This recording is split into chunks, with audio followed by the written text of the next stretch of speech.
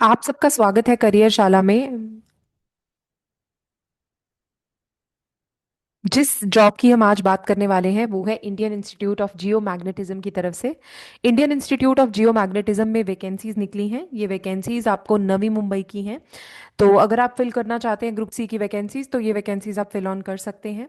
इसके साथ ही एक और वैकेंसी भी है, उसकी मैं शॉर्ट डाल दूंगी, वो आप चेक ऑन कर लीजिएगा। बट ये वैकेंसी थोड़ी इंपॉर्टेंट थी तो मैंने ये डाल दी बिकॉज इसमें ज़्यादा वैकेंसीज हैं। तो ग्रुप सी की तो चलो चेक करते हैं। यहाँ पे professor e reader fellow assistant director assistant stenographer grade 1, technical assistant stenographer grade 2 और upper division clerk lower division clerk. जो वैकेंसीज आपके काम की हैं हम उसी की बात करेंगे। ठीक है। बाकी जिनमें एक्सपीरियंस वगैरह चाहिए हम उनकी बात नहीं करेंगे। डायरेक्ट रिक्रूटमेंट है, ठीक है। तो डायरेक्ट रिक्रूटमेंट के लिए आपको अप्लाई करना है और आपको वहीं पे रहना पड़ेगा। नवी मुंबई में इसका ऑफिस है। सो आपको वहीं पे ही रहना पड़ेगा। तो अगर आप अप्लाई कर रहे हैं तो बहुत ध्यान से। ये प्रोफेसर की है तो आप ये चेक कर सकते हैं जिनको प्रोफेसर के लिए भरना है। रीडर की वैकेंसी है तो आप रीडर के लिए चेक कर सकते हैं। फेलो की वैकेंसी है, फेलोशिप के लिए आप चेक कर सकते हैं। असिस्टेंट डायरेक्टर की ये हम नहीं डिस्कस करें, हम मेन मेन वैकेंसीज के बारे में ही डिस्कस करेंगे। तो चलिए असिस्टेंट की वैकेंसी के बारे में डिस्कस करते हैं। नंबर ऑफ पोस्ट 1 अनरिजर्व के लिए 30 ईयर्स इसकी एज होनी चाहिए।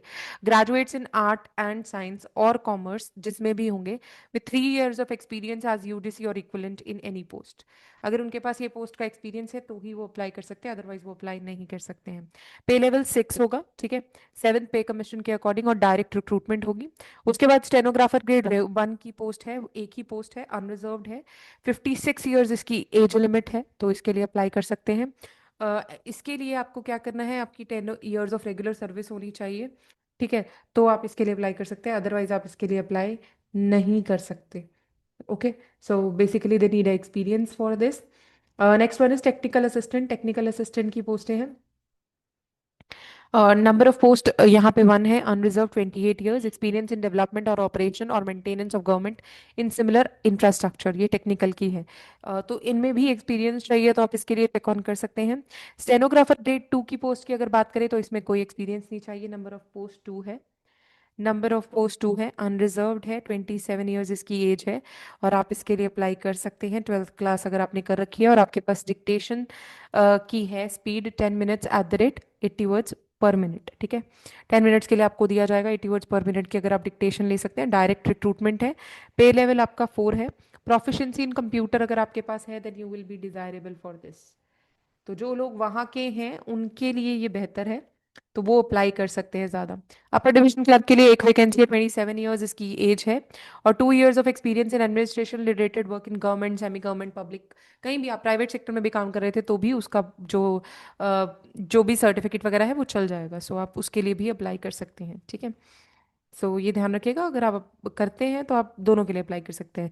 पे लेवल 4 है, डायरेक्ट रिक्रूटमेंट। उसके बाद लोअर डिवीजन क्लर्क यानी कि एलडीसी की जॉब है। 27 ईयर्स इसकी एज है। उसके साथ ही आप पे लेवल 2 के ऊपर रहेंगे और एज 7 सीपीसी। तो एंटिसिपेटेड वैकेंसी डायरेक्ट रिक्रूटमेंट की जो भी है आप देख लीजिए। उसके बाद आपका जो रहेगा वेबसाइट के ऊपर applications online through the link provided that is on 10th December. Last date इसकी दी हुई है receiving hard copy is 15 December. तो 10th दिसंबर इसकी लास्ट डेट है और फी की आपकी रहेगी 15th दिसंबर। आप 5 बजे से पहले हार्ड कॉपी भर सकते हैं। ये चेक ऑन कर सकते हैं, जर्नल इंस्ट्रक्शंस दी हुई हैं कि आपको फॉर्म वगैरह कैसे भरना है, कैसे क्या क्या करना है वो आप चेक ऑन कर सकते हैं। ठीक है। इसके साथ ही फीस जो है आपकी एक ही पोस्ट के लिए भरिएगा तो basically that is 500 for female SC ST। Unreserved के लिए 700 है और बाकी पोस्टों के लिए 1000 और 800।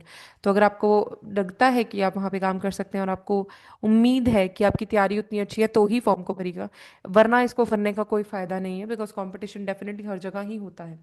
ठीक है। सो प्रोसीजर आपको पता ही है कि आपका जो होगा फॉर्म फिलिंग के बाद आपका एग्जाम होगा, एग्जाम के बाद ही आपका सिलेक्शन होगा। So that is going to be the case in this place also. So all the very best. और अगर आप भर रहे हैं तो बता दीजिए।